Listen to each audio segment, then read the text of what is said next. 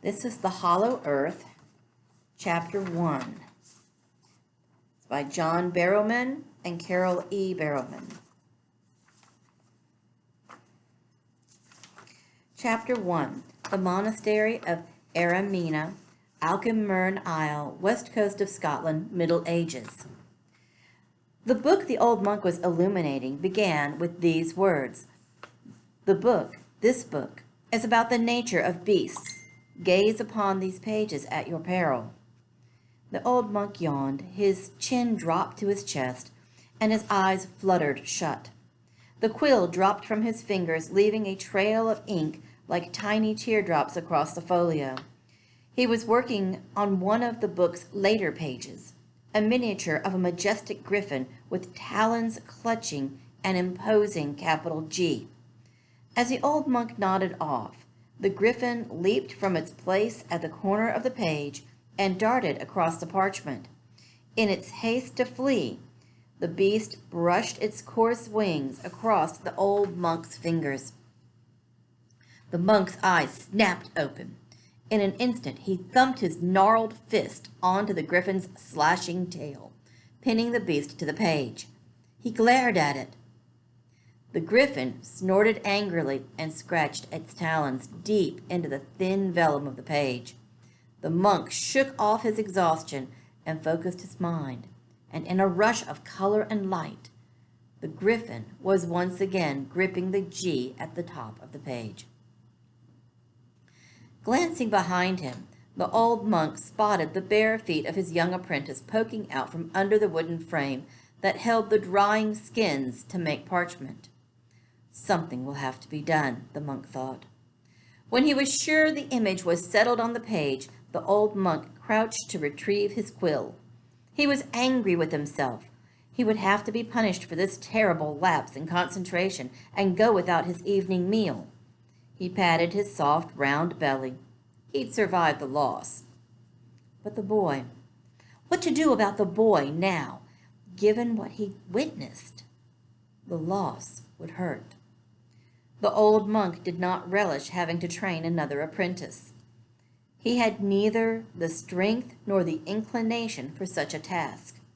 Not only that, but the boy had already demonstrated a great deal of skill as a parchment maker, and was a natural at knowing how long to soak the skins in lime, and how to carefully clean and scrape them. And at such a young age, he was already an elegant calligrapher and a brilliant alchemist with inks. Between the two of them, these past months, they'd almost completed the final pages for the Book of Beasts. The boy and his talents would be sorely missed. The boy sensed that the old monk was debating his future. He could hear the weight of the monk's ideas in his head like a drumming deep inside his mind. He associated the sound with the monk because, at its loudest, when the monk was concentrating hardest, the drumming was deep and full and round, much like the monk himself. The boy's mother was the only other person the boy could sense in his head, a feeling not unwanted, although often peculiar. Not because he missed her. Far from it. His mother and his brothers and sisters still lived in the village outside the monastery gates.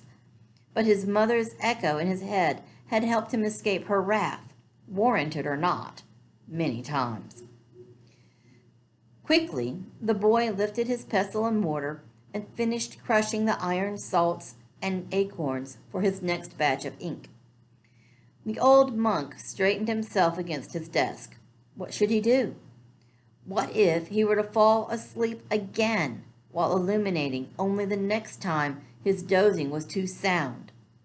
He didn't dare think about the consequences of such a terrible slip. Only once before had he let such a thing happen, with tragic results. He'd been a young man and had not had the benefit of his training yet. In his nightmares, he could still hear the apprentice's screams. Oh, and there had been so much blood. No, something would definitely have to be done about the boy. He stared at his apprentice across the workroom, now in much the same manner as he had stared down at the griffin. But the boy was courageous and smart. He knew this was an important moment in his life. He loved everything about the monastery and didn't want to leave. He was genuinely fond of the old monk, with whom he'd worked since his father had given him to the service of the monks in return for grazing rights on a prime piece of church land outside the village. The boy knew how much such a trade was worth to his family. It was worth everything to him, too. This was a time when men, women, and children believed in miracles and magic with equal faith. It was a time when kings and queens fought for their crowns with armadas and armies whose allegiance they bought with land and crops and even bigger armies. And it was a time when hope and happiness had everything to do with where you were born and who was protecting you. Yes, indeed, the boy knew better than anything else that he had to stay with the old monk and remain part of this ancient holy order. So he did the only thing he knew how to do in the circumstances. He stood up and stared directly back at the old monk without flinching and with an equal measure of concentration. The monk glared. The boy's heart was pounding in his chest. The drumming in his skull was so loud it felt as if a vice was tightening across his ears. He was sure his head was going to burst. His nose started to bleed, dripping into the mortar he was gripping in his hands. Behind the monk, the boy could see the griffin's tail thumping against the page, but still he held his gaze. After what seemed to the boy anyway to be forever, the vice around his skull loosened. The pulsing of the old monk's thoughts stopped, and the boy thought he heard a sigh inside his head. The monk's shoulders drooped, and he turned away. The boy let out his breath and wiped his sleeve across his nose. Ah, thought the monk, I have neither the strength nor the inclination to challenge this boy's fortitude. Something else will have to be done to ensure that he honors the monastery's secrets. He turned away, his focus back on the beast. With great relief, the boy returned his attention to the pot and his mixtures. When he'd finished creating the ink, he filled the monk's inkwell and stored the rest for another day. Then he turned to the goatskin stretched across the rack. Gently, the boy ran the tips of his fingers across the surface, making sure the skin was drying smooth and thin enough to absorb the inks. He looked again at the old monk, his body draped across the tall desk, his quill slipping in and out, dipping in and out of the inkwell.